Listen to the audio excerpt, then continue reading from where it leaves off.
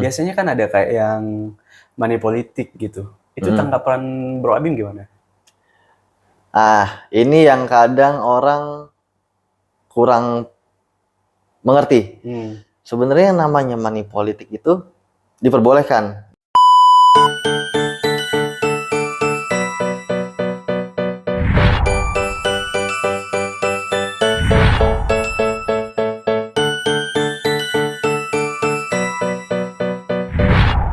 Assalamualaikum warahmatullahi wabarakatuh. Hai semuanya, selamat datang di channel YouTube Edwin and Partners Lawom.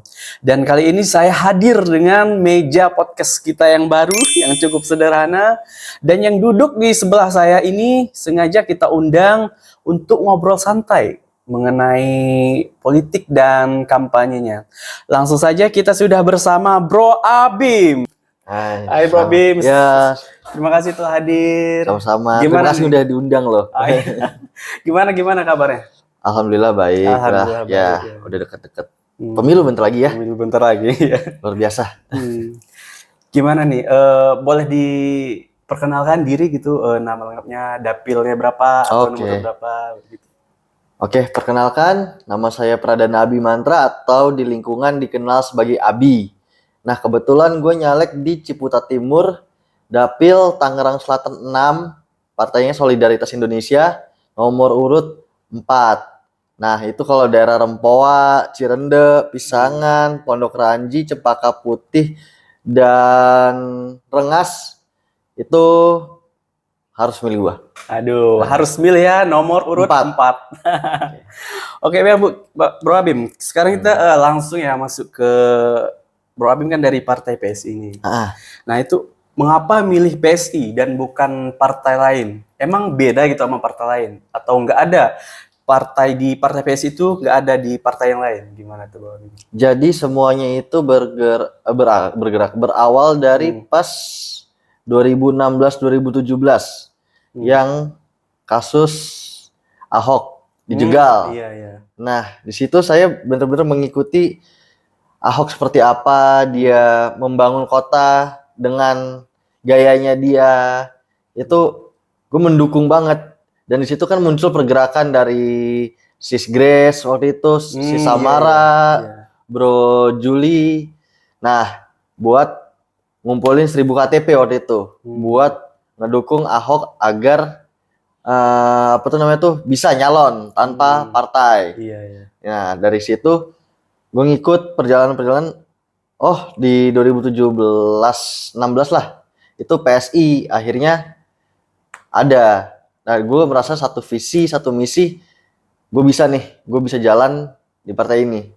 Nah, makanya gue milihnya PSI. Karena masih muda ngikut PSI gitu? Atau enggak? Enggak. Fun fact-nya gue di 2009 ikut sayap kepemudanya Gerindra dulu.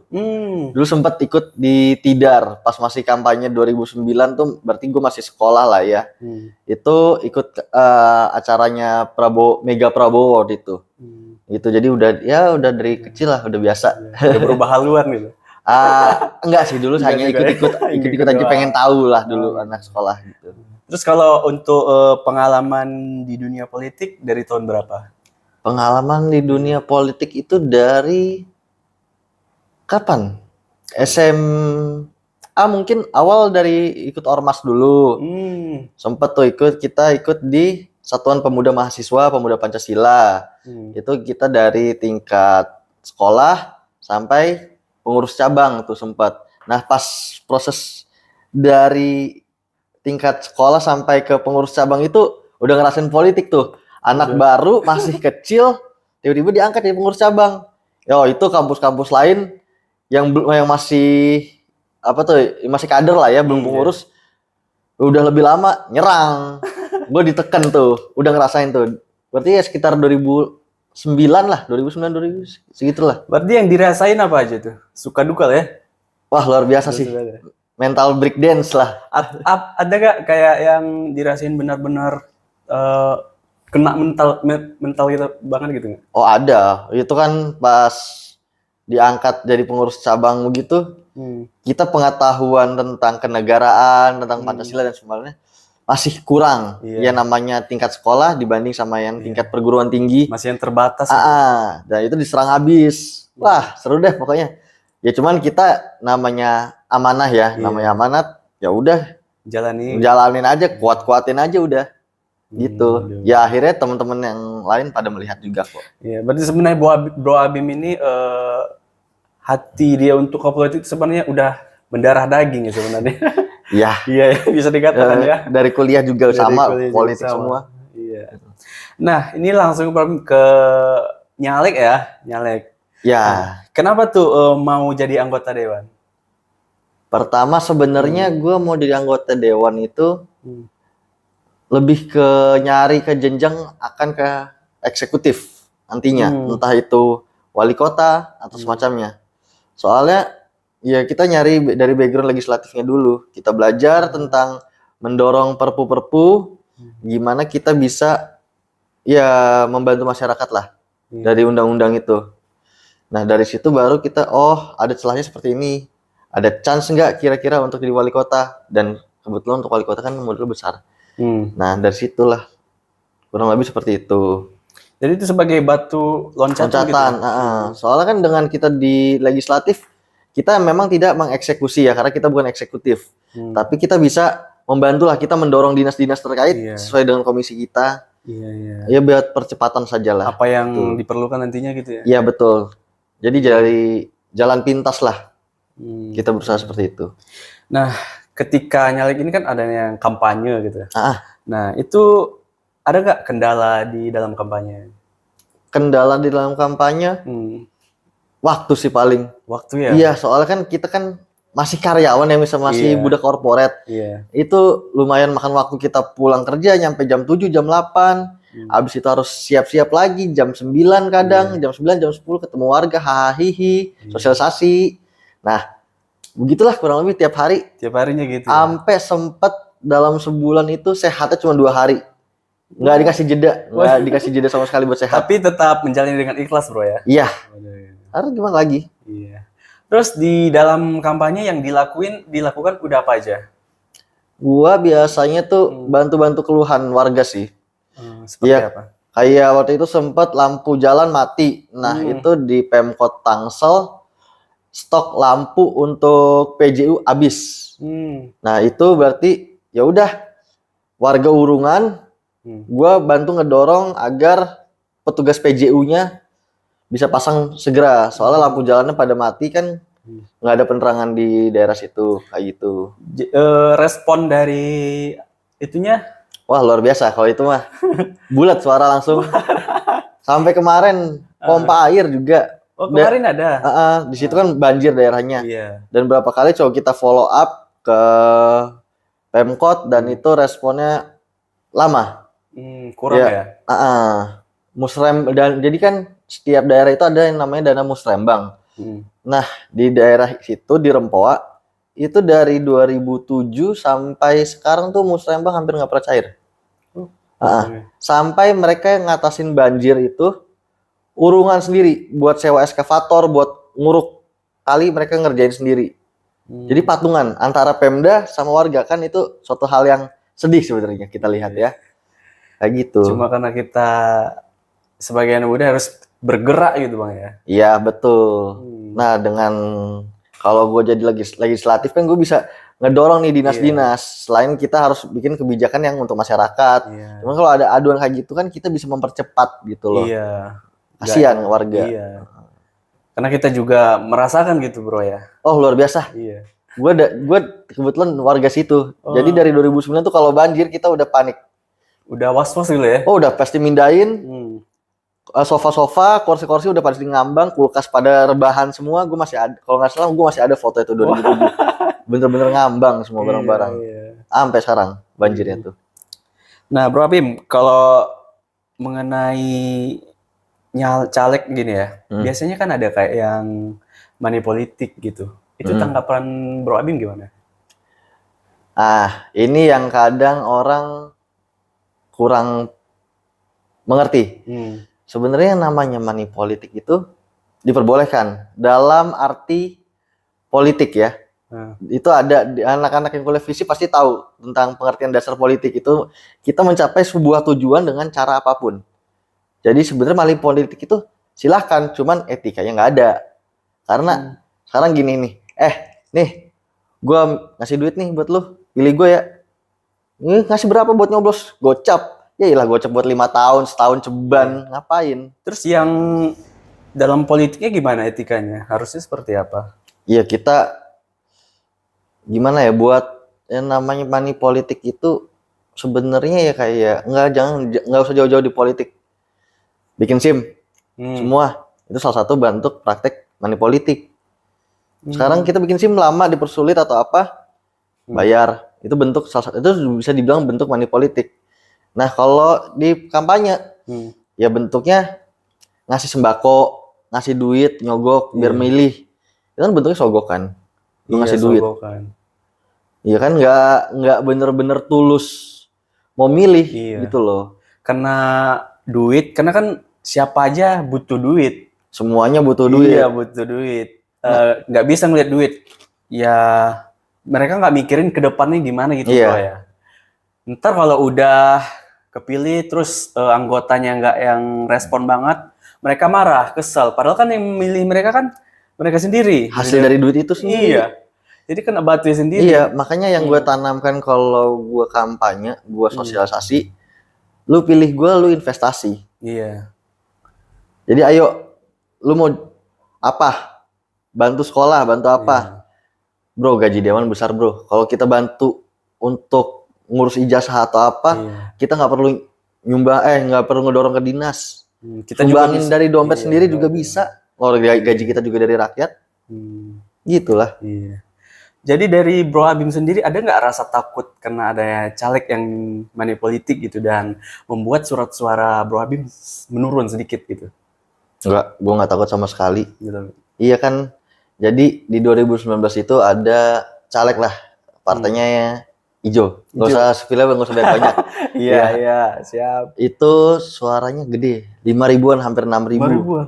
Waduh, gede. Tapi nggak duduk. Itu tingkat kota? Tingkat kota. Di dapil gue sendiri tuh, dia kalah sama yang suara 1.200.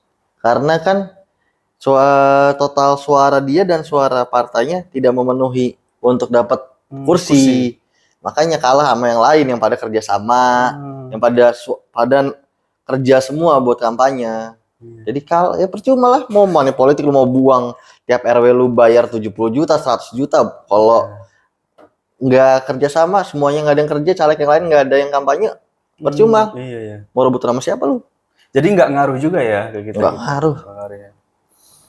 Nah untuk tanggapan Bro Abim terkait kadang ada caleg yang nyalek doang gitu, padahal sebenarnya dia nggak tahu itu kerjanya ngapain gitu. Itu gimana?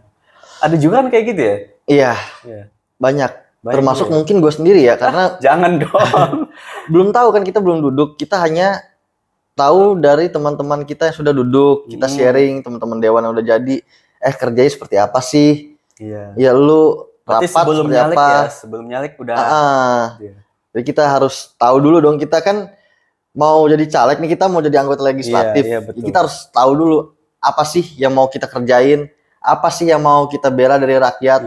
Seperti itu, dan itu cukup banyak orang tuh yang nyalek rata-rata nggak bisa belum bisa bedain ya antara eksekutif dan legislatif dan yudikatif. Itu coba deh tanya deh yang lain. Oke, nanti kita undang yang itu udah paling dasar deh. Coba tanya dulu deh. Oke, perbedaan nanti kita undang yang yudikatif ya. Seperti itu. Boleh minum dulu Bro Habib? Serak nih udah kayaknya. Mantap deh. Mantap. Nah, lanjut ya Bro Habib ya. Bro Abim kan dari PSI yang anak muda gitu, notabene kan, kebanyakan gitu.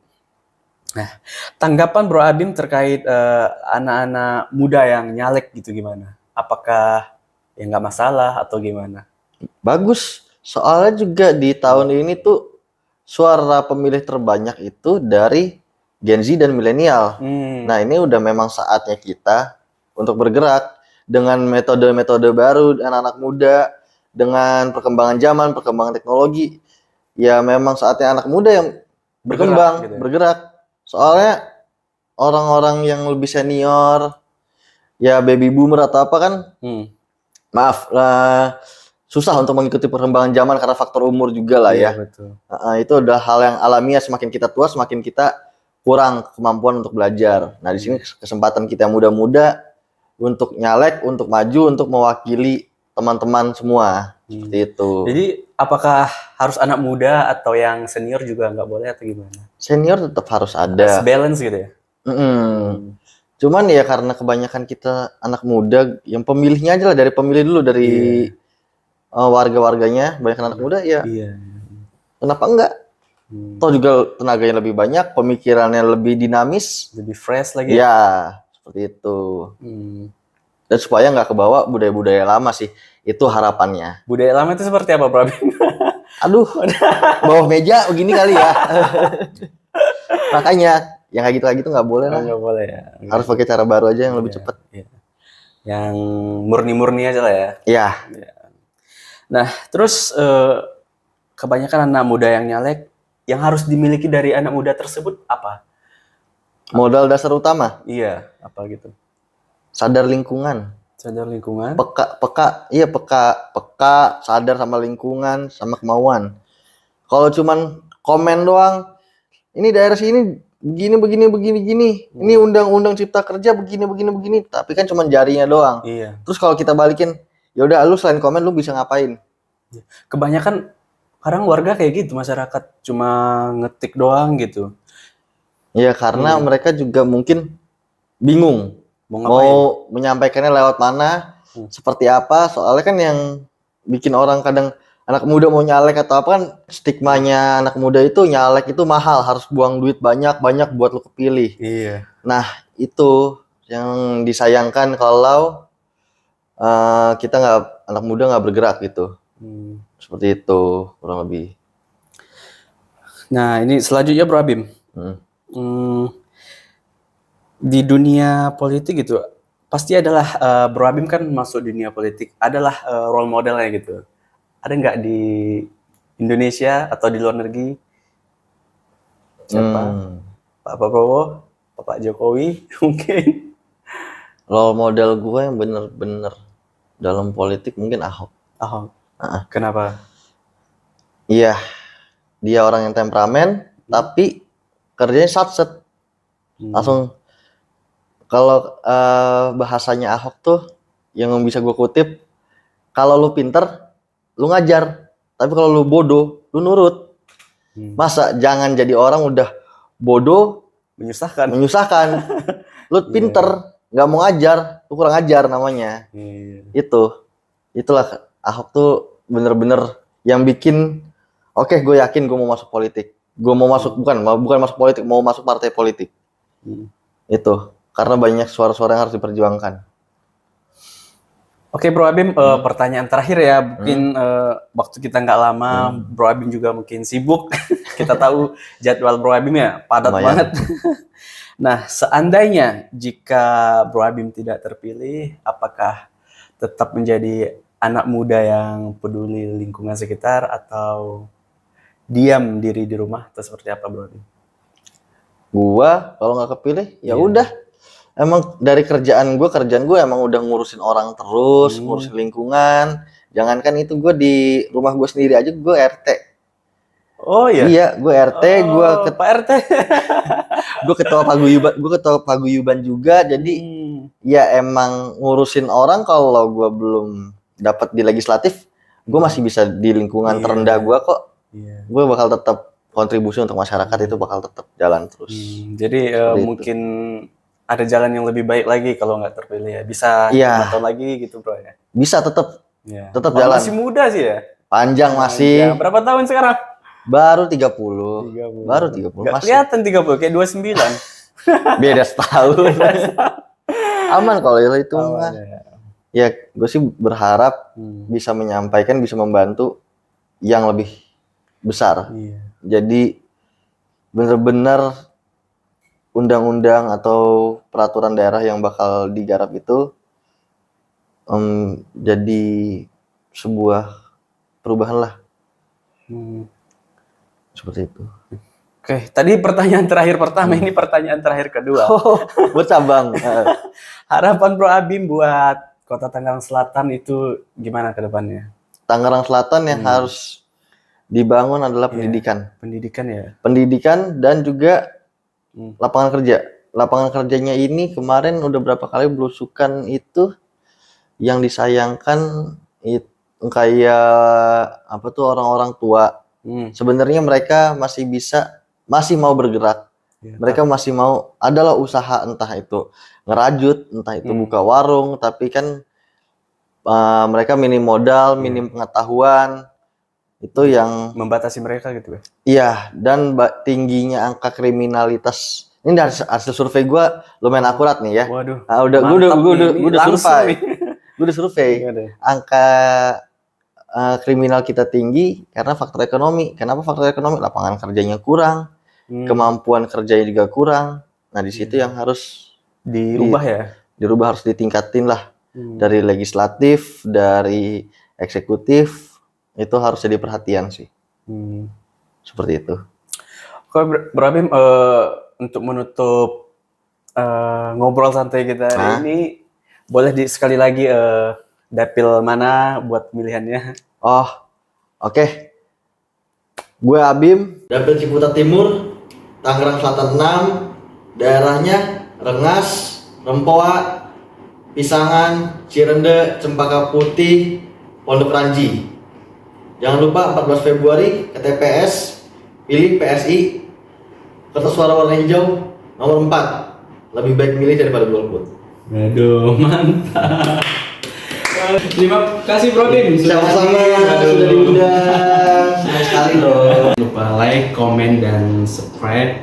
Dan juga share ke teman kalian. IG Bro Abim mungkin ada? Untuk IG gua, kalau mau pribadi, itu Abi Mantra, A-nya 2 ya di belakang. Sama capresnya juga nomor 2. Aduh. Wassalamualaikum warahmatullahi wabarakatuh. Bye.